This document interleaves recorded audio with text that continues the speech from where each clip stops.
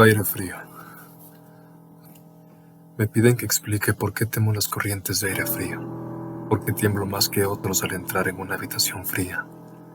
Parece como si sintiera náuseas y repulsión cuando el fresco viento del ocaso se desliza entre la calurosa atmósfera de un apacible día otoñal. Según algunos, reacciono frente al frío como otros lo hacen frente a los malos olores. Impresión que no negaré. Lo que haré es referir el caso más espeluznante que me ha sucedido, para que ustedes juzguen en consecuencia si constituye o no una razonada explicación de esta particularidad. Es una equivocación creer que el horror se asocia íntimamente con la oscuridad, el silencio y la soledad. Yo lo sentí en plena tarde, en pleno ajetreo de la gran urbe y en medio del bullicio propio de una destartalada y modesta pensión, en compañía de una prosaica patrona y dos fornidos hombres. En la primavera de 1923, había conseguido un trabajo rutinario y mal pago en una revista de la ciudad de Nueva York, y viéndome imposibilitado de pagar un sustancioso alquiler, me mudé de una pensión barata a otra que reuniera las cualidades mínimas de limpieza, un mobiliario decente y un precio lo más razonable posible. Pronto comprobé que no quedaba más remedio que elegir entre soluciones malas, pero tras algún tiempo recalé en una casa situada en la calle 14 Oeste, que me desagradó bastante menos que las otras en que me había alojado hasta entonces. El lugar en cuestión era una mansión de piedra rojiza de 4 pisos, que debía datar de finales de la década de 1840, y provista de mármol, cuyo arrumboso y descolorido esplendor era muestra de la exquisita opulencia que debió tener en otras épocas. En las habitaciones, amplias y de techo alto, empapeladas con el peor gusto, había un persistente olor a humedad y a dudosa cocina. Pero los suelos estaban limpios, la ropa de cama podía pasar, y el agua caliente apenas se cortaba o enfriaba, de forma que llegué a considerarlo como un lugar cuando menos soportable para hibernar hasta el día en que pudiera volver realmente a vivir. La patrona, una desaliñada y casi barbuda mujer española apellidada Herrero, no me importunaba con habladurías, ni se quejaba cuando dejaba encendida la luz hasta altas horas en el vestíbulo de mi tercer piso, y mis compañeros de pensión eran tan pacíficos y poco comunicativos como desearía, tipos toscos, españoles en su mayoría, apenas con el menor grado de educación. Solo el estrépito de los coches que circulaban por la calle constituía una auténtica molestia. Llevaría allí unas 3 semanas cuando se produjo el primer extraño incidente. Una noche, a eso de las 8, oí como si cayeran gotas en el suelo, y de repente advertí que llevaba un rato respirando el acre olor característico del amoníaco. Tras echar una mirada a mi alrededor, vi que el techo estaba húmedo y goteaba. La humedad procedía, al parecer, de un ángulo de la fachada que daba a la calle. Deseoso de cortarla en su origen, me dirigí apresuradamente a la planta baja para decírselo a la patrona, quien me aseguró que el problema se solucionaría de inmediato. El doctor Muñoz, dijo en voz alta mientras corría escaleras adelante de mí, ha debido derramar algún producto químico. Está demasiado enfermo para cuidar de sí mismo. Cada día que pasa está más enfermo, pero no quiere que nadie lo asista. Tiene una enfermedad muy extraña. Todo el día se lo pasa tomando baños de un olor espantoso y no puede excitarse ni acalorarse. Él mismo se hace la limpieza. Su pequeña habitación está llena de botellas y de máquinas, y no ejerce de médico, pero en otros tiempos fue famoso. Mi padre oyó hablar de él en Barcelona, y no hace mucho le curó al fontanero un brazo que se había herido en un accidente. Jamás sale, solo se le ve de vez en cuando en la terraza, y mi hijo Esteban le lleva a la habitación la comida, la ropa limpia, las medicinas y los preparados químicos. Dios mío, hay que ver la sal de amoníaco que gasta ese hombre para estar siempre fresco. La señora Herrero desapareció por la escalera y yo volví a mi habitación. El amoníaco dejó de gotear y, mientras recogía el que se había vertido y abría la ventana para que entrase el aire, Oí arriba los macilentos pasos de la patrona. Nunca había oído hablar al doctor Muñoz. A excepción de ciertos sonidos que parecían más bien propios. Por unos instantes me pregunté qué extraña dolencia podía tener aquel hombre, y si su obstinada negativa a cualquier auxilio proveniente del exterior no sería sino el resultado de una extravagancia sin fundamento aparente. Se me ocurrió pensar, un tremendo pathos en el estado de aquellas personas que en algún momento de su vida han ocupado una posición alta y posteriormente la han perdido. Tal vez no hubiera nunca conocido al doctor Muñoz, de no haber sido por el ataque al corazón que de repente sufrí una mañana mientras escribía en mi habitación. Los médicos me habían advertido del peligro que corría si me sobrevenían tales excesos, y sabía que no había tiempo que perder. Así pues, recordando lo que la patrona había dicho acerca de los cuidados prestados por aquel enfermo al obrero herido, me arrastré como pude hasta el piso superior y llamé débilmente a la puerta. Mis golpes fueron contestados en buen inglés por una extraña voz, situada a cierta distancia a la derecha de la puerta, que preguntó cuál era mi nombre y el objeto de mi visita.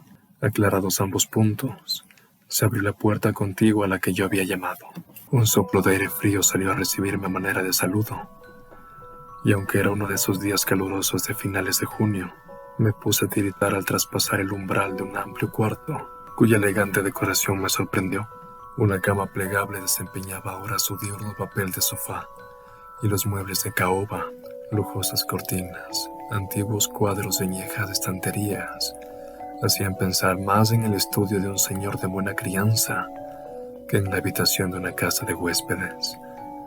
Pude ver que el vestíbulo que había encima del mío, llena de botellas y de máquinas a la que se había referido la dueña, no era sino el laboratorio del doctor, y que la principal habitación era la espaciosa pieza contigua a este, cuyos confortables nichos y amplio cuarto de baño le permitían ocultar todos los aparadores y engorrosos ingenios utilitarios. El doctor Muñoz, no cabía duda, era un caballero culto y refinado. La figura que tenía ante mí era de estatura baja, pero extraordinariamente bien proporcionada, y llevaba un traje formal. Un rostro de nobles facciones, de expresión firme aunque no arrogante, adornada por una recortada barba de color gris metálico y unos anticuados quevedos que protegían unos oscuros y grandes ojos, coronando una nariz aguileña. Conferían un toque moruno a una fisonomía por lo demás predominante celtibérica. El abundante y bien cortado pelo, que era prueba de puntuales visitas al barbero, estaba partido con gracia por una raya encima de su respetable frente. Su aspecto general sugería una inteligencia fuera de lo corriente y una crianza y educación excelente. No obstante, al ver al doctor Muñoz en medio de aquella ráfaga de aire frío, sentí una repugnancia que nada en su aspecto podía justificar. Solo la palidez de su tez y la extrema frialdad de su tacto podrían haber proporcionado un fundamento físico para semejante sensación. E incluso ambos efectos eran excusables habida cuenta de la enfermedad que padecía aquel hombre. Mi desagradable impresión pudo deberse a aquel extraño frío, pues no tenía nada de normal en un día tan caluroso, y lo anormal suscita siempre aversión, desconfianza y miedo. Pero la repugnancia cedió ante la admiración, pues las extraordinarias dotes de aquel singular médico se pusieron al punto de manifiesto, a pesar de aquellas heladas y temblorosas manos por las que parecía no circular sangre. Le bastó una mirada para saber lo que me pasaba, siendo sus auxilios de una destreza magistral. Al tiempo, me tranquilizaba con una voz finalmente modulada, aunque hueca y carente de todo timbre, diciéndome que él era el más implacable enemigo de la muerte, y que había gastado su fortuna personal y perdido a todos sus amigos por dedicarse toda su vida a extraños experimentos para hallar la forma de detener y extirpar la muerte. Algo de benevolente fanatismo parecía advertirse en aquel hombre, mientras seguía hablando en un tono casi locuaz, al tiempo que me auscultaba el pecho y mezclaba las drogas que había cogido de la pequeña habitación destinada al laboratorio hasta conseguir la dosis de vida. Evidentemente, la compañía de un hombre educado debió parecerle una rara novedad en aquel miserable antro. De ahí que se lanzara a hablar más de lo acostumbrado a medida que rememoraba tiempos mejores. Su voz tenía un efecto sedante, y ni siquiera pude percibir su respiración mientras las fluidas frases salían con un exquisito esmero de su boca. Trató de distraerme de mis preocupaciones hablándome de sus teorías y experimentos, y recuerdo con qué tacto me consoló acerca de mi frágil corazón, insistiendo en que la voluntad y la conciencia son más fuertes que la vida orgánica.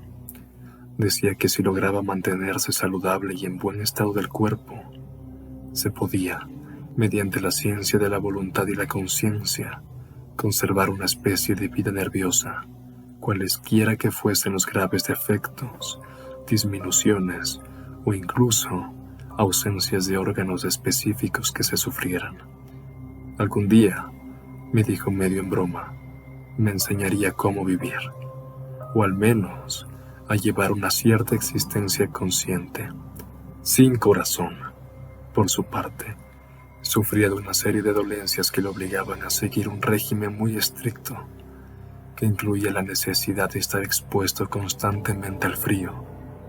Cualquier aumento apreciable de la temperatura podía, caso de prolongarse, afectarle fatalmente, y había logrado mantener el frío que reinaba en su estancia, de unos 11 a 12 grados, gracias a un sistema absorbente de enfriamiento por amoníaco, cuyas bombas eran accionadas por el motor de gasolina que con tanta frecuencia oía desde mi habitación situada justo debajo. Recuperado del ataque en un tiempo extraordinariamente breve, salí de aquel lugar helado convertido en ferviente discípulo y devoto del genial recluso.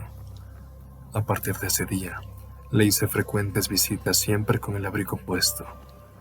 Le escuchaba atentamente mientras hablaba de investigaciones y resultados casi escalofriantes, y un estremecimiento se apoderó de mí al examinar los singulares y sorprendentes volúmenes antiguos que se alineaban en las estanterías de su biblioteca.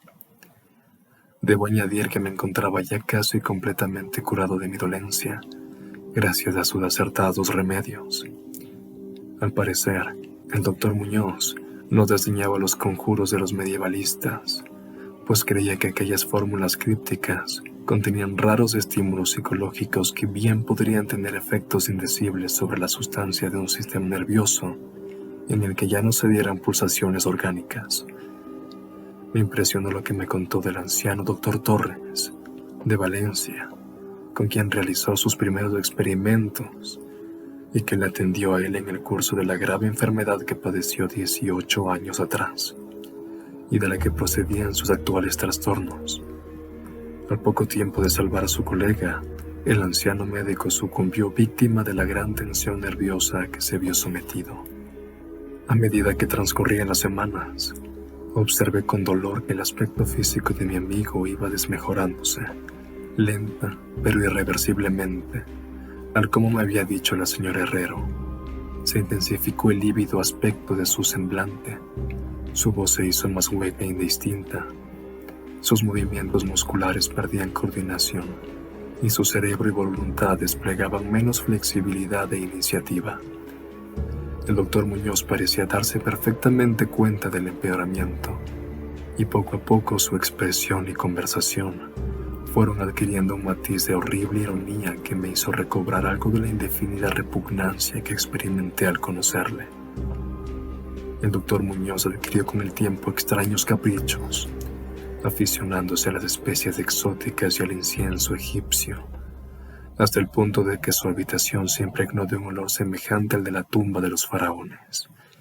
Al mismo tiempo, su necesidad de aire frío fue en aumento, y con mi ayuda, amplió los conductos de amoníaco de su habitación y transformó las bombas y sistemas de alimentación de la máquina de refrigeración, hasta lograr que la temperatura descendiera a un punto entre 1 y 4 grados. Y, finalmente, incluso a 2 bajo cero, el cuarto de baño y el laboratorio conservaban una temperatura algo más alta, a fin de que el agua no se helara y pudieran darse los procesos químicos.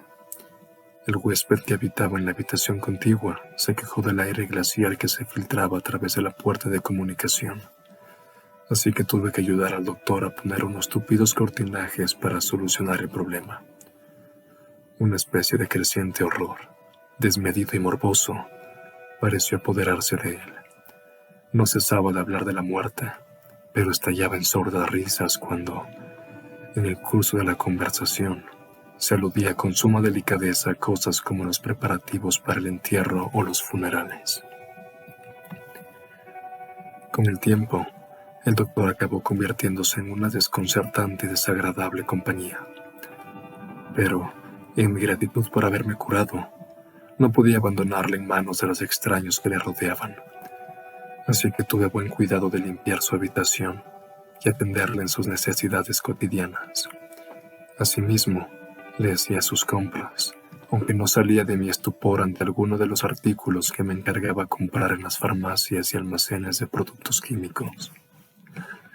Una creciente e indefinible atmósfera de pánico parecía desprenderse de su cuerpo. La casa entera, como ya he dicho, despedía un olor a humedad, pero el olor de las habitaciones del doctor Muñoz era aún peor. Y no obstante las especias, el incienso y el acre, perfume de los productos químicos de las ahora incesantes baños, que insistía en tomar sin asistencia, comprendí que aquel olor debía guardar relación con su enfermedad, y me estremecía al pensar cuál podía ser.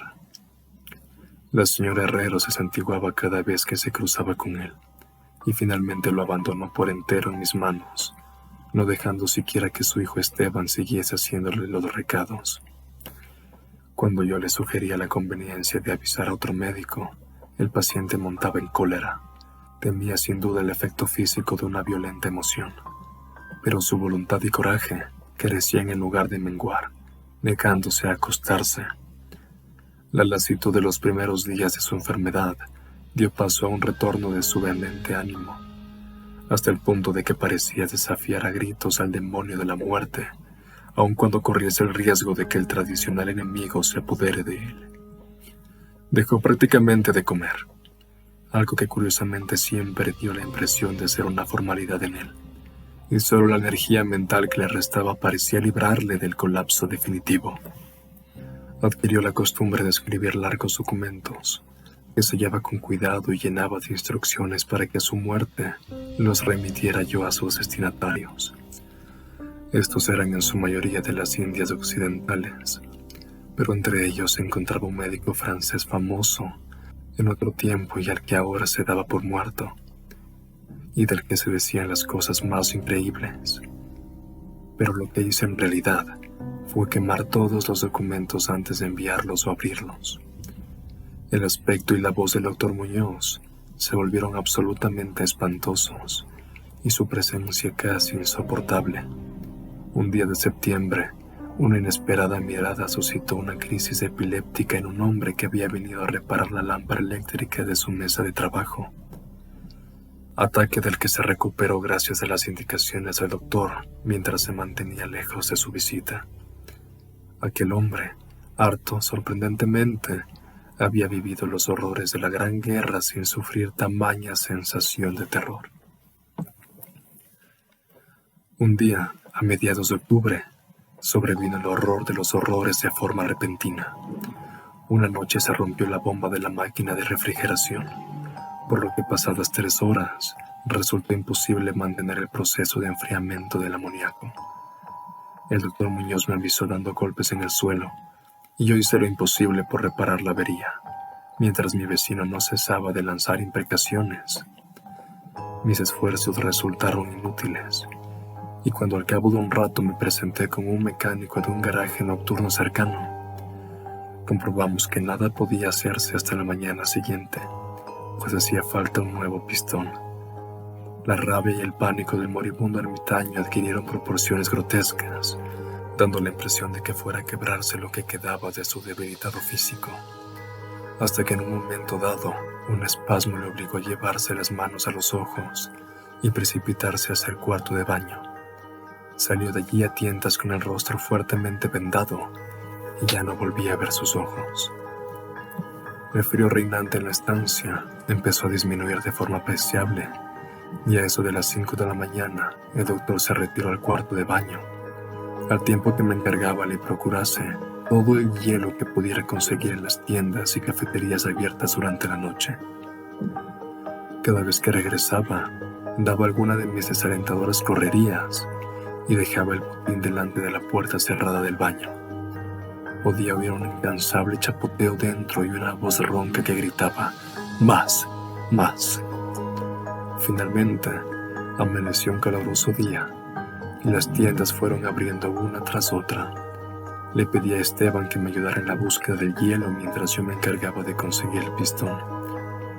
Pero, siguiendo las órdenes de su madre, el muchacho se negó en redondo.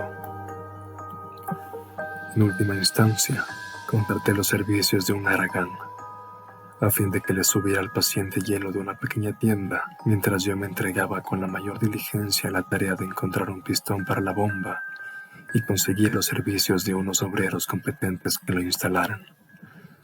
La tarea parecía interminable, y casi llegué a desalentarme al ver cómo transcurrían las horas yendo de acá para allá sin aliento y sin ingerir alimento alguno. Serían las 12 cuando, muy lejos del centro, encontré un almacén de repuestos donde tenían lo que buscaba, y aproximadamente hora y media después, llegaba a la pensión con el instrumental necesario y 2 fornidos y avesados mecánicos. Había hecho todo lo que estaba en mi mano, y solo me quedaba esperar que llegase a tiempo. Sin embargo, un indecible terror me había precedido.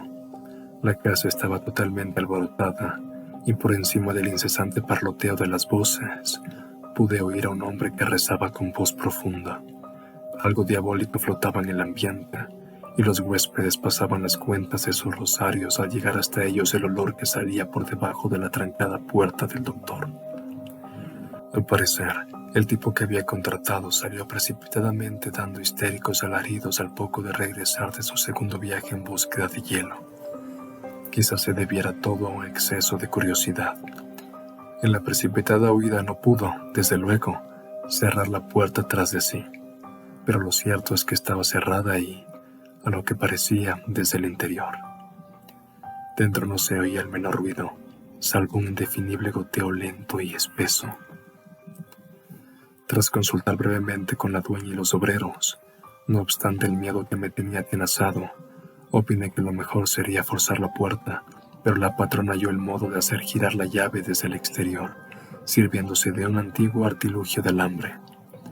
Con anterioridad, habíamos abierto las puertas del resto de las habitaciones de aquel ala del edificio, y otro tanto hicimos con todas las ventanas. A continuación, y protegidas las narices con pañuelos, penetramos temblando de miedo en la hedionda habitación del doctor que, orientada al mediodía, abrasaba con el caluroso sol de primeras horas de la tarde. Una especie de rastro oscuro y viscoso llevaba desde la puerta abierta del cuarto de baño a la puerta de vestíbulo, y desde aquí al escritorio, donde se había formado un horrible charco. Encima de la mesa había un trozo de papel, garrapateado a lápiz por una repulsiva y ciega mano, terriblemente manchado también, al parecer, por las mismas garras que trazaron apresuradamente las últimas palabras. El rastro llevaba hasta el sofá en donde finalizaba inexplicablemente. Lo que había, o hubo, en el sofá es algo que no puedo ni me atrevo a decir aquí. Pero esto es lo que, en medio de un estremecimiento general, descifré del embadurnado papel, antes de sacar una cerilla y prenderla a fuego. Lo que conseguí descifrar aterrorizado mientras la patrona y los 2 mecánicos salían disparados de aquel infernal lugar hacia la comisaría más próxima para balbucear sus incoherentes historias. Las nauseabundas palabras resultaban poco menos que increíbles en aquella amarillenta luz solar, con el estruendo de los coches y camiones que subían calle. Pero debo confesar que en aquel momento creí lo que decían. Si las creo ahora es algo que sinceramente ignoro. Hay cosas acerca de las cuales es mejor no especular, y todo lo que puedo decir es que no soporto el olor a amoníaco y que me siento desfallecer ante una corriente de aire excesivamente frío. Ha llegado el final. rezaban aquellos hediondos garabatos. No queda hielo. El hombre ha lanzado una mirada y ha salido corriendo. El calor aumenta por momentos y los tejidos no pueden resistir. Me imagino que lo sabe. Lo que dije sobre la voluntad, los nervios y la conservación del cuerpo una vez que han dejado de funcionar los órganos. Como teoría era buena, pero no podía mantenerse indefinidamente. No conté con el deterioro gradual. El doctor Torres lo sabía, pero murió de la impresión. No fue capaz de soportar lo que hubo de hacer. Tuvo que introducirme en un lugar extraño y oscuro. Cuando hizo caso a lo que le pedía en mi carta y logró curarme, los órganos no volvieron a funcionar. Tenía que hacerse a mi manera, pues. ¿Comprende? Yo fallecí en aquel entonces, hace ya 18 años.